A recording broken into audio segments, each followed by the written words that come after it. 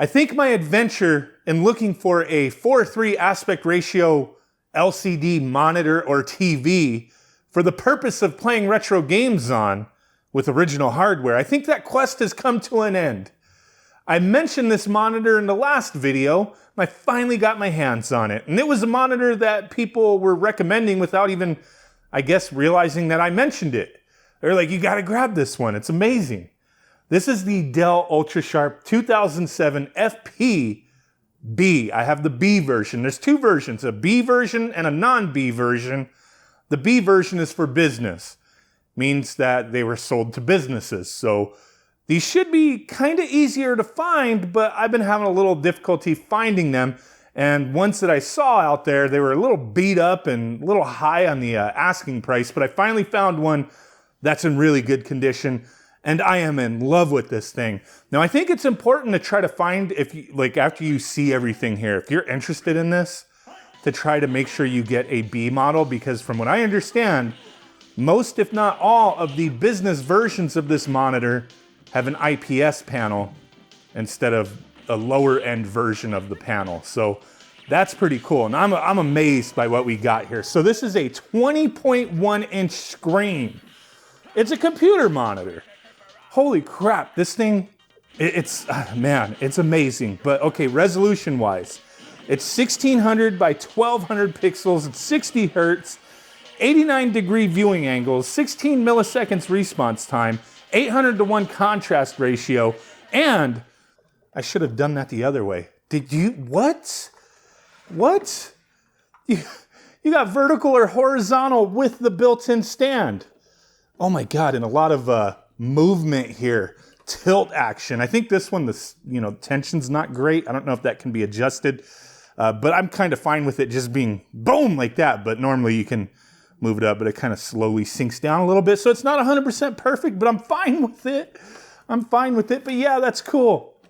You got vertical and horizontal modes, and it can be adjusted quite a bit. All the way down, all the way up. It's nice, man, it's nice. Cool stand that it, came with. But let me go ahead and pop this thing off. See, and you could make sure, like in big bold letters on the back of the panel here, 2007 FP-B. That's the one I got. But here we go. Here are all of our inputs. We've got not exactly everything that I would hope for, but my God, it's still amazing. But we got DVI, we've got VGA, we've got composite, we've got S-video, and then we have some USB ports. I think there's some on the side too. I guess you could use that for power. If you're not using this for a computer, monitor, if you're using it for something else, you can possibly use that to power up something. But you may notice, like, man, this thing ain't got no speakers. Well, that's where this comes in. And I got two of them, and I'm happy I did. I got two of these speakers. They're Dell speakers made for these series of monitors. I got a pretty good deal on these. They're brand new. But yeah, this is the, the Dell AS501 10-watt speaker. And I know they made other models as well.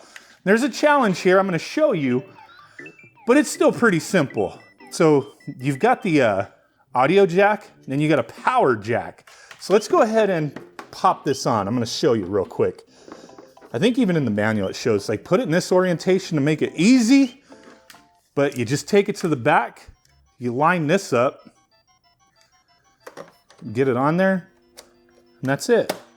It's clipped on, it clicked on. And then you take the power, and there is a little thing right there that says speaker power, plug it in, and now when the monitor's turned on, the speaker gets power. Then you also have two headphone jacks on the side of this speaker, which is kind of cool, kind of nice. But it's like, okay, if you're using a Super Nintendo, a Sega Genesis, any retro console, like, how the hell are you supposed to use this, right? Because this would plug into a computer to get audio into that. Well, it's a simple challenge to conquer. You just need, RCA, the stereo 3.5 millimeter female, and they're getting kind of harder to find. Luckily, like, I had this, but I found these at like Best Buy, but you could buy like, ones that are already like this, all female connections. So this is how you're gonna do it. You're gonna take this, that plugs back into a computer, plug that into that, and then your left and right, you know, for your audio, if you're using S-Video, composite, whatever, you're just plugging that into these, and you got audio in this. And it's got like a little volume adjustment down there. Kind of clicks when you have it turned off and on. So, okay, I got this thing all set up for you to check it out. I know I've been showing footage already, but this speaker, the little 10-watt speaker, gets pretty loud. I have it all the way up right now. It doesn't sound tinny. It's not the greatest speaker ever, but it does its job, man. Let me turn it down a bit. It sounds great in my opinion, for my purposes of just having like a little corner to play some retro games in. Like, it's fine. And you got those headphone jacks, so that's cool. So our little buttons down here, I just want to go over these functions real quick. The first one, the source button, just to select, okay, S-Video, composite, and all that. And I am going to show composite and S-Video comparisons in a moment here. And then a plus and minus, which is mainly just to use in the menu. Power button on the side there. When you power it off here, the speaker turns off too. So menu button, we have brightness, contrast, input source, color settings, which in color settings, there's quite a few things you can mess with there. The red, blue, green adjust, hue, saturation, reset, you know, all that good stuff. So not a ton of things, but enough to really fine tune it. And I haven't messed with any of that yet. I think I need to go in there and kind of refine things because I do think some of the colors are a little, maybe oversaturated a bit, but I think it looks great. So that's fine for now. Image modes, what was in here? Oh, theater, sports, or nature mode. And then the display settings, we have where you can change the aspect ratio to 1:1. We're in fill right now. So you can go to aspect, or kind of shrunk it down a bit. It's not filling the screen. And then 1:1, where it's just like right in the middle there. It looks pretty sharp, man. S-Video, most of the footage is S-Video here. But so far, I've been really digging this monitor. Latency feels great. I'm not having issues with ghosting or anything. You know, it might be there a bit, I don't know, but with this IPS panel, I'm not seeing anything. It just seems fluid, smooth, no crazy tearing or anything like that. Now, when I do play in using composite for NES or Super Nintendo, yeah, I mean, using composite doesn't look as good as S-Video. But surprisingly, it looks good on a few consoles that I've played. Just depends on what you're playing. And I think it's passable, it's fine. Like, I just love that this monitor, hey, it's a 20-inch monitor. I could, you know, yeah, people are gonna be like, oh, I'd rather have a CRT. I get it. I'd rather have, you know, or other people, I'd rather have a big, you know, HD TV, 4K TV and use, you know, a scaler and all that kind of stuff. That's great too. I do all that already. But just my idea was like, I wanna have a little corner, have some monitors set up, have some retro systems. You know, I have multiple NES systems. You know, have an NES plugged into one, maybe a Genesis in another, that kind of thing. And just have a little setup. And I think so far, this is like my favorite. I'm in love with this monitor. I'm in love with it. Maybe I'll still continue looking at different monitors out there, but right now, like what I'm seeing is great. I wish it had, you know, component. It doesn't. That's a downside for some people.